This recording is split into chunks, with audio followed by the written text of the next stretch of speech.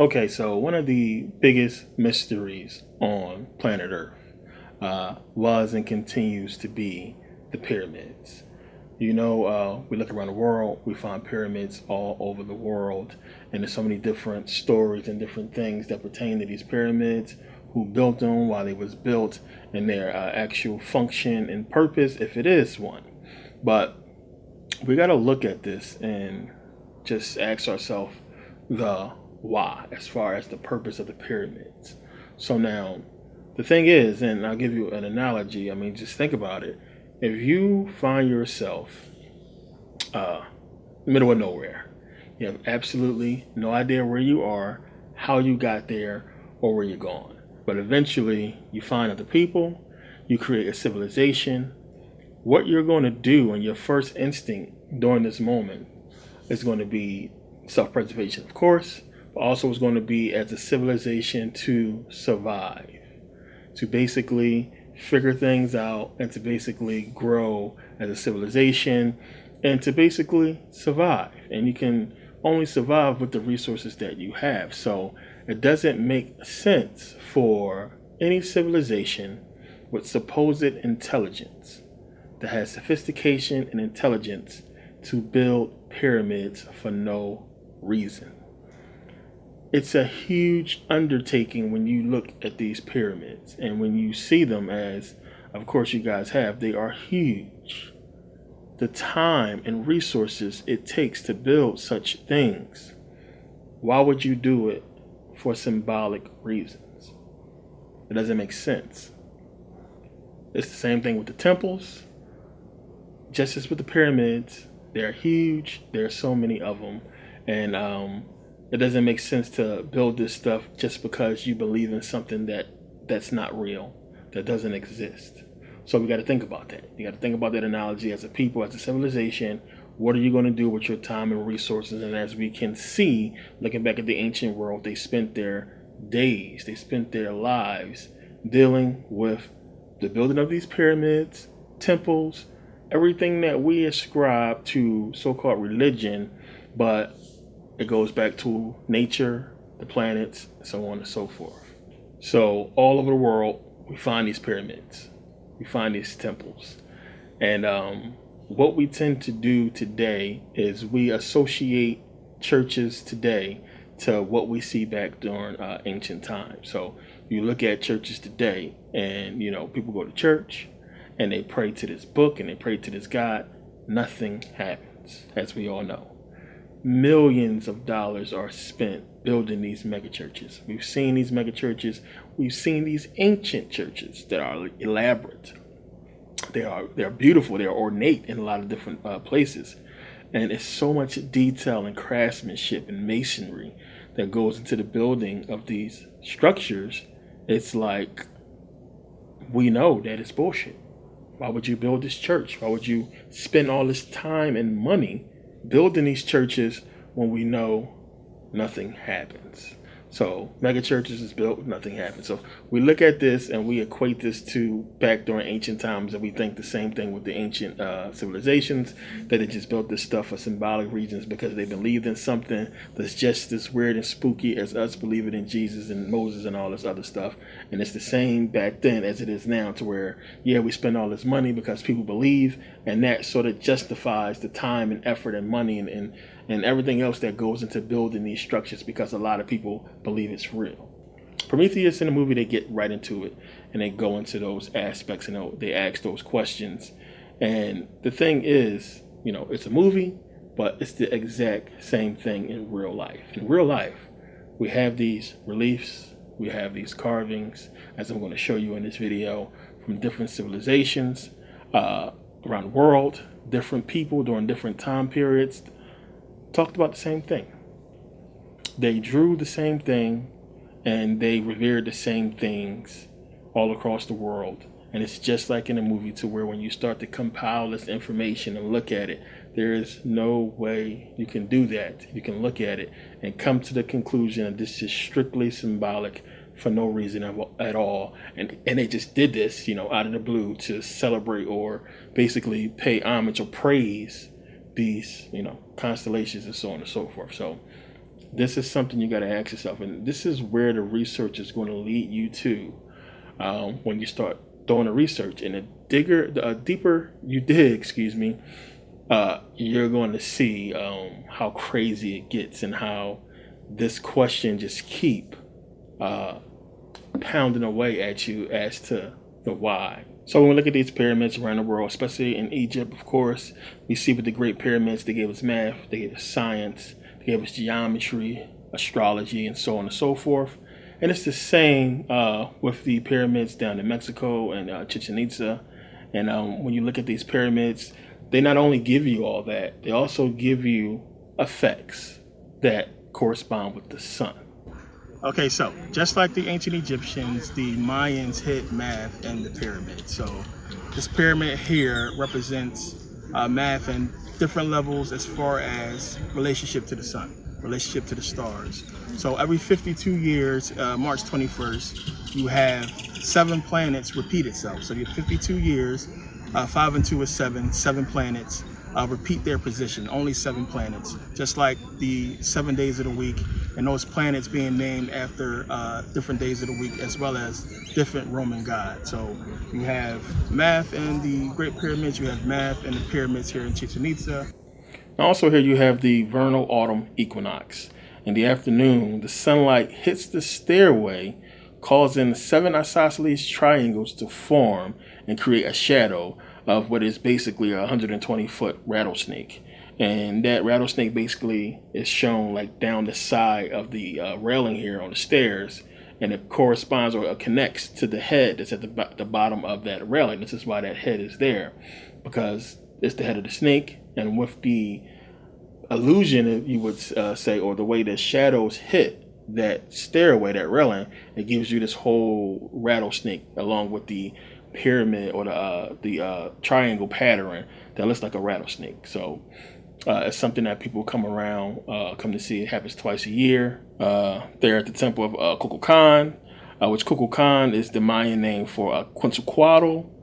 And Quetzalcoatl is also called the morning star, which is Venus. And I talked about this in the Osiris DVD and what that entails. But it meant something for the Mayans in Chichen Itza as well. And that's one of the things we're going to get into in this video. Understanding the Mayan culture. We know we had the Olmec, we had the Mayan, we had the Inca. And these different civilizations and how not so unique in their own little customs, but what they talked about as far as what they practice is exactly the same. And we're going to see it in so many different places. And just like also in Egypt, you have the 3 pyramids aligning with the stars on Orion's belt. You also have the pyramids in Mexico aligning with Orion. This is one of the reasons why I went down there in November during this time to basically see Orion, which I've seen a few times in my travels across the world. And it's a beautiful thing to see when you can see Orion and you can see the constellations that they saw thousands of years ago still there. And the fact that they talked about this thousands of years ago is amazing, as if it's something to behold, which it is. So I posted on my Instagram this picture of the entire Orion. As you can see, it's right there. I'm in Mexico at the hotel. Chichen Itza is about a couple hours away.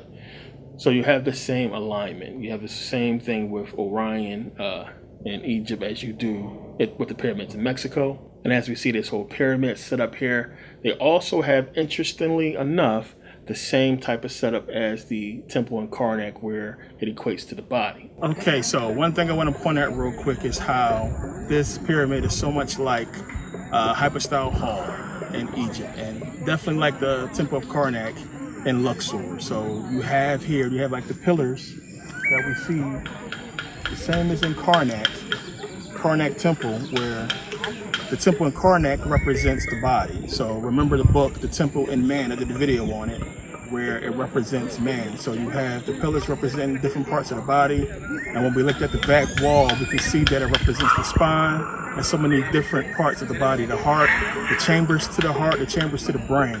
So they have one like that here where the roof is not intact, but it's almost exactly like the temple in Karnak. So again, when we look at the pyramids and temples all over the world, we clearly see the same things. And it says here, celestial alignments. As with other ancient cultures, observatories, pyramids, and temples were erected based on celestial alignments. Prior to the Maya rising to power circa 400 AD in Central America and Mexico, there is evidence that the Olmec people had already begun to use astronomical orientations to direct the layout of several ceremonial centers, with the pyramids of the New World oriented to observing and predicting the motions of the sun and moon. As with the Egyptians, we can deduce that Mayan astronomical endeavors heavily relied upon the ritual and ceremonial worlds of the culture. However, here we have a wealth of evidence to substantiate such claims. Left behind are codices, or systems of hieroglyphic recordings of the Maya, and which include celestial sightings and how these sightings and predictions are woven into the entire cultural complex. The Dresden Codex has perhaps proved the most fruitful in helping to recreate the ancient environment and containing an elaborate calendar used to record the observations of Venus, which, again, if you've seen the last DVD on Osiris, we get into Venus. And we just talked about Venus with Quetzalcoatl being the morning star, which seems to be an object of utmost importance to them. Working with both a solar calendar and a ritual calendar, the ancient Maya imparted much meaning in the heliacal rising of Venus, which is made evident in the structure of several ceremonial centers throughout the area. Unlike the megalithic and Egyptian complexes, scientific observation can be better deciphered here because of the elaborate recordings left behind and because of the fact that so many of the deductions the Mayan made so closely resemble recent calculations of the same recorded cycles. Like the Egyptians, the Mayan had devised two calendars, one solar and one ritual, which interacted and depended upon one another for the dictation of certain ritual events to be carried out. The sky for the Maya was a seeming personification of gods and deities who played important roles in the daily lives of the population. Most significantly, the relationship between the sun and Venus was represented of Kukulkan, the god of Venus, and symbolized the cyclic myth of departure and return, or death and resurrection. In addition, other objects may have been tracked in order to predict certain natural phenomena in accordance to seasonal changes, therefore placing major importance on the accurate prediction undertaken to better predict the earthly events thought to be under the control of the gods. So what it's basically saying is exactly what we see in ancient Kemet with this whole relationship with the pyramids and the temples, dealing with agriculture and so on and so forth. It's the same thing we see when you start looking at many of these ancient civilizations and the things that they built. It's dealing with, astrology, or dealing with vegetation or growth for the crops and so on and so forth. Talked about with Osiris and the whole Korax festival, and then him laying straight out is basically dealing with, if you've seen the DVD on Osiris, which would basically be before this, but him laying straight out is basically dealing with rebirth. As I said, he's the god of the underworld, because when you're dead, you lay straight out. You're in the coffin, you lay straight out, and it's dealing with the sun's journey through what's under the zodiac. So that circle in that zodiac, as we see in the temple of Dendera, shows you one, they had a knowledge of astrology, they have a knowledge of the zodiac, which is where we all get it from, and it's important and huge and vital in everything that they did in the ancient world. We see the same thing in Mexico. So when you look north, south, east, west, anywhere in Mexico, all over the world, the one constellation that you're going to see constantly that seems to be in the the center of most civilizations in Mesoamerica, Mexico, and North and South America, is the Pleiades. The Pleiades, which is we're gonna talk about a lot in this DVD. The Pleiades is super important, and if you study the Maya, we know they were obsessed with the Pleiades, and just about every ancient civilization around there was obsessed with the Pleiades. So what do we know the Maya for? We know the Maya, of course, for, the calendar, the whole Mayan calendar and everything, which you basically can get, which I have mine right here for like $25 when you go to Chichen Itza. They give you the whole Mayan calendar based off your birth date. And see my name here, and then they give you the whole constellations and their writing and their number system, which they was really big into numbers, and they give you all this. But the interesting part, if you didn't know before you went there, is it's all dealing with astrology. It's dealing with astrology. So we know they're known for the calendar. We know they're known for basically disappearing, and of course the big one, 2012. Which is supposed to be, to most people, thought was going to be the end of the world. They even made a movie called 2012, scared the hell out of a lot of people. But 2012 marked something important. And we know the whole Mayan calendar dealing with 2012.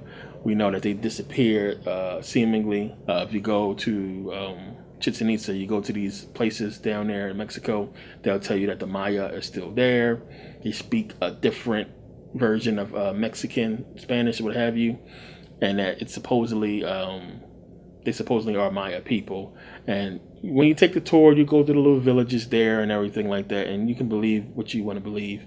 But of course, we know they come from the Olmec, and you have the Olmec, then you have the Maya, then you have the Inca, and remnants or traces of those peoples could have possibly been left behind, but to me, it's unlikely, which we'll touch on in this video.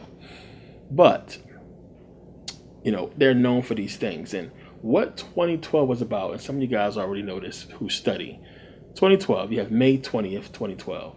Just like you had with the shadows creating the effect with the rattlesnake, with the isosceles triangles basically coming down the side of the steps, you have basically what the Maya call the Day of No Shadows, which would be May 20th, 2012. The Day of No Shadows, which what you have is you have the sun and the Pleiades basically coming together at the zenith point, which would be directly overhead. So during this time, if you stood still underneath this sun, and even if you set a bottle down or something that was straight, it would not cast a shadow. You wouldn't cast a shadow, the bottle wouldn't cast a shadow. Anything that's straight up would not cast a shadow. They call it the Day of No Shadows. And the reason why this is important to the Maya is because, one, right where I was at in Chichen Itza, this happening, which they knew was going to happen, years before, a bunch of years before it happened, May 20, 2012, it happened right over the pyramid at Chichen Itza. So it would mark, which it did mark, May 20th, 2012, which is a Sunday. That was a Sunday, ironically. So that tells you that they knew what they was doing when they made sure that day is on a Sunday. But what it marked was a 26,000 year cycle. I think it's over 26,000 year cycle to where you have this happen directly over that pyramid. So at that point. So they marked this, and it was important to them to mark this because 26,000 years will also symbolize the coming of the end of an age, and they would know 2012 would be marking eventually the end of an age and the coming of a new age, which would be what we see now coming, the age of Aquarius. So that's what 2012 was about. So you have basically 60 days after the spring equinox, you get this whole days of no shadows that happen in Chichen Itza. That's important to them, anything involving the sun. And as you guys know, during certain times of the year, I believe it happens twice as well, where you have the sun hit that opening at the top of the pyramid and give you this illusion, the sun shining through, of this serpent, Quetzalcoatl. And this is major stuff, but again, you still have to understand, one, it's a lot of, when you do the research, a lot of math, a lot of numbers in astrology. They were really good with their numbers, the Maya, and math that's in those pyramids as well, just like we see with the Great Pyramids, as if, they were trying to show something, like they understood, as we'll get into in this video. So you have this alignment with the Pleiades and the sun over Chichen Itza in Mexico that the Mayans observed, but you also have so many different civilizations that built monuments and temples and such right underneath the Pleiades and Orion, just like the Egyptians. So you have Tikal, or Tikal, however you want to pronounce it, in Guatemala. And they have the Tikal ruins. And these ruins are pyramids as well. They are absolutely amazing in Guatemala. And when you go there and look at this whole setup, as I'm going to show you later, it matches with a lot of different setups across the world. And it shows you that there was this understanding and unity in the setup of these pyramids and these temples. And the pyramids in Guatemala and Tikal also align with the Pleiades. In New Mexico, you have Pueblo Bonito. These ruins also align with the Pleiades. Now, understand we're talking about a Native American tribes here. We're talking about the Chaco and the Puebloans, Native Americans. Same type of situation as I'm going to show you, where they built temples. They built statues aligning with the Pleiades. And this is in a different part of the world. This is New Mexico we're talking about now. And then we have it in Mexico, but you'll see it's in other places as well. We know Stonehenge aligns with the Pleiades. There's this whole connection with the Pleiades. And remember, I was talking about the rattlesnake in Chichen Itza. The people in Chichen Itza, the Maya, translated the Pleiades. They called it basically the rattlesnake's tail. If you look at it, it's kind of sort of shaped like one. But we know the 7 stars are on the Pleiades, and we see the reference to the 7 stars in the Bible. Now, of course, we're talking about, Native Americans, and, the Bible ain't stretched that far yet. But, so we know they didn't get it from the Bible. You also have the Lakota Pleiades star mat that also aligns with the Pleiades. And you guys may remember this from the movie of Close Encounters of the Third Kind, which we're going to get into in a second. But in the book of Revelations, it's talking about 7 churches. We know about the 7 churches that I showed you guys in Turkey. They also align with the 7 stars on the Pleiades. It's not a coincidence that Job 38:31 is talking about the Pleiades. It's talking about Orion. Amos 5:8 also talking about the Pleiades and Orion. So the Pleiades, probably more than any other star system that I've seen, along with Orion, is talked about the most in the ancient world in Mesoamerica. We see it a lot. It's one of those things where everybody's talking about it, not just the Maya, not just in Mexico, but in, what we call Native American town, Native Americans, America. So you have the so-called Native Americans, which we understand was, of course, black first before the mixture happened. But you find these tribes, and one of the things people don't even get into was, what did the Native Americans actually believe in? Whenever we see stuff on TV, it always go back to animals and the spirit animals and the spirit gods and so on and so forth. But they were heavily into astrology, plain and simple. And it's something that a lot of people have no clue about. And it's one of the things in doing research that when I came across it, first time when I was getting into this, it made a lot of stuff make sense.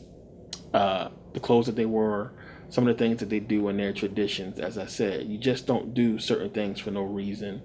And these people had nobody to front in front of, if you understand. It's like you don't put on the front, or it's not a show. The stuff they was doing had to be for a reason, and it had to have some real purpose to it. So we have in Illinois, we have the Cahokia.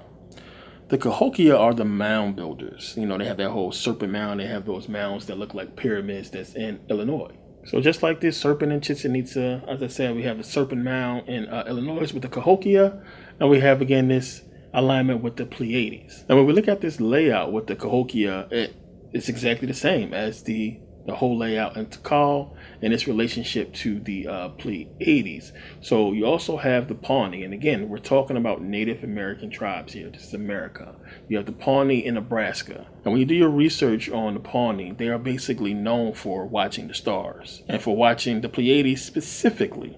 It's the same thing with the Cherokee. It's the same thing with the Navajo. You're going to find the same thing. You're going to find these star maps. You're going to find these structures along with the Pleiades and Orion. It's the same thing, and we're talking about, again, Native American, North America, finding the same thing in North America with the Native Americans, and finding the same thing in Mesoamerica with the Maya, with the Olmec and everything else, in this whole alignment with the Pleiades. Now, you get back to the Pawnee. When you start researching the Pawnee, they give us probably one of the most insightful looks into what the research is showing us when you start to look at this stuff.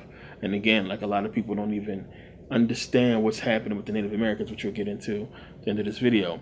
But it's a lot of stuff going on, and a lot of people don't understand, as I said, their relationship to astrology and how it was big in their civilization and what they did. So now it says here, we're giving this whole connection here. It says, in ancient Egypt, priests wearing a leopard skin mantle on which the spots represented stars play a key role in mortuary ceremonies to prepare the deceased for the afterlife journey. Center, the high priest of the ancient Egyptian city of the sun, cult center of the Giza pyramids, was titled the chief of the astronomers and wore a mantle like this one, adorned with stars. Right, his chiefly son, Skidi Pawnee, astronomer chief. And we see this Pawnee Indian with the same type of situation wrapped with the quilt with the stars on it. So just like in Egypt, we see this whole, comparison. We see this whole thing where you have this situation with stars. And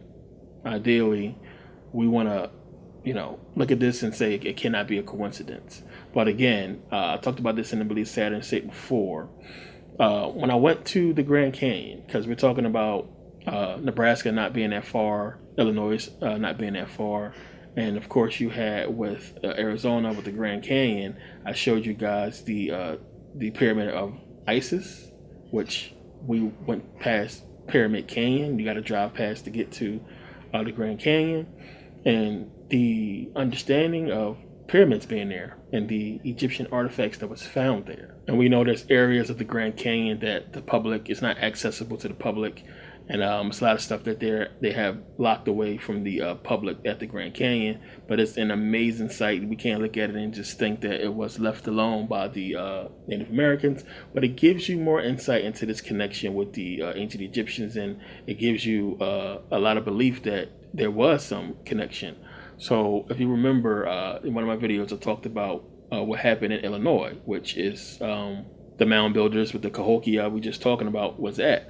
But I showed you guys, remember, supposedly you had a man who had found basically like a crypt, like a necropolis that was filled with Egyptian artifacts and these giant black Egyptian statues and gold statues and all these reliefs in gold and so on and so forth and all these carvings. And supposedly, when you read the story, that the body of Alexander the Great was found there along with the body of Cleopatra. And you had, what the story goes, they basically went there. Well, it's supposed to be like one guy who was coming back and bringing gold and Egyptian stuff from out of there. He didn't really want people to know where the site was. And supposedly he blew it up to keep people from getting their hands on it. We don't know what actually happened, but some of the artifacts was brought out. And some people will tell you it was deliberately made to look poor, to basically throw people off. And some people want to say the whole thing is a hoax. But my whole thing is, if you're going to come up with some bullshit, that would be like the biggest crock of shit, to say that the body of Alexander the Great and Cleopatra is in Illinois. Like, who would make up such a thing? But the fact that they did actually recover actual gold artifacts, which, they don't really explain that. But the carvings are, of course, primitive looking and look like somebody's kid can draw it. But you have to look at, the Pawnee and look at this relationship with the Egyptians and this whole comparison and ask yourself, could it be possible? And did they actually find these artifacts down there? So, again, when you look, we have this connection with Kemet. We know they found the Egyptian artifacts there. We know that they have the same type of customs and same type of rituals involving the stars and the understanding of what astrology is and how it must play a role in their lives on this planet, and how they used it to basically build and agriculture and so on and so forth. Same type of situation. So when we see this thing in Kemet and we go to Mesoamerica, we go to Americas, and we see this connection that's the same as in ancient Egypt, we gotta say, especially when you find Egyptian artifacts, that there was, again, this understanding, this unification, this global understanding of something dealing with, up there. So, back to the Pawnee, it says here, considered one of the best sky watchers of ancient times, which is deep to say. The ancient Pawnee tribes were especially interested in the gods of the sky. Among them, there were astronomers who watched the movements of the planets and particularly venerated the North Star as a beneficent creator god and went in a strong fear of the magical South Star, a force of opposition belonging to the underworld. Have the same reference. We're talking about underworld with them, underworld with the Egyptians. They fully trusted the stars regarding various important events that supposedly could take place, and their most sacred ceremonies were tied to the stars. The stars were the Pawnees' true timekeeper. Indeed, these people possessed a true understanding of the movement of the stars, and their life from the beginning to the end was focused on the star positions in the sky. The stars served not only as a calendar for the Pawnee, but they also developed complex star ceremonies and rituals. So again, it's the same as in ancient Kemet. It's the same thing that we see with these other ancient civilizations, the same type of worship dealing with these stars and how they basically use them to live their daily lives.